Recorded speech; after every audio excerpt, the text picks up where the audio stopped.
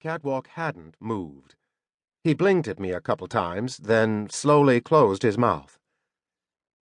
Well, shit. Couldn't back out now.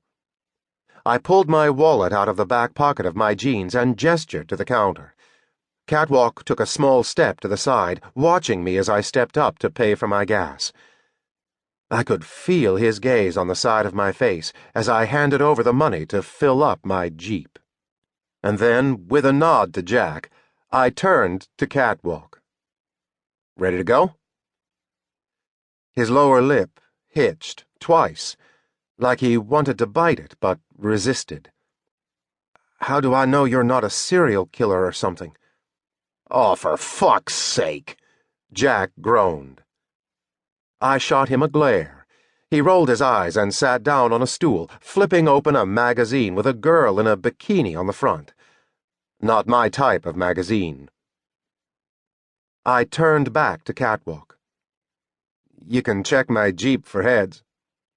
But other than that, I guess you're just going to have to take my word for it that I have no plans to kill you and dismember your body and leave pieces scattered in the woods.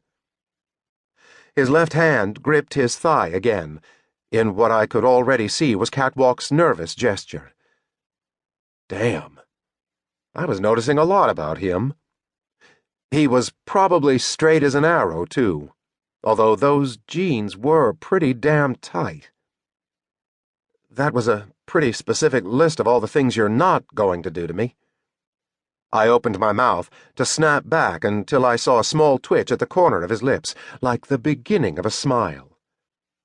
He was putting me on, the hot little fucker. I cocked my head. How do I know you're not a serial killer? His gaze roamed my arms and chest, and then his eyes met mine again. I think I'd have a hard time overpowering you. We were about the same height, but I definitely had the weight advantage in muscle. Actually, Catwalk looked downright skinny. I pointed a finger at him.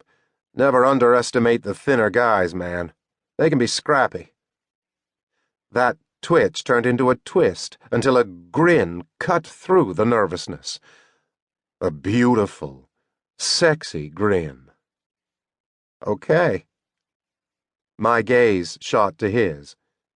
What? He nodded, his face set like he'd made a decision. Okay, I'd like to ride with you. Great. I shoved my wallet back in my pocket. Let's go then.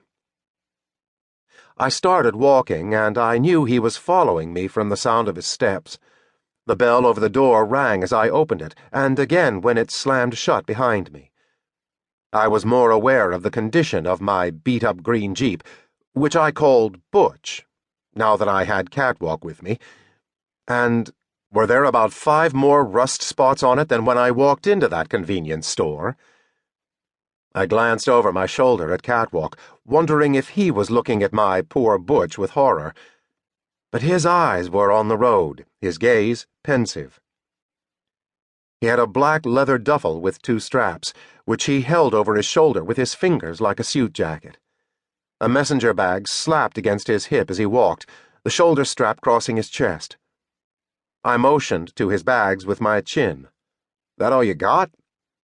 He sucked in a breath, and his nod was jerky. Yeah? I shrugged. All right, just throw it in the back with my shit.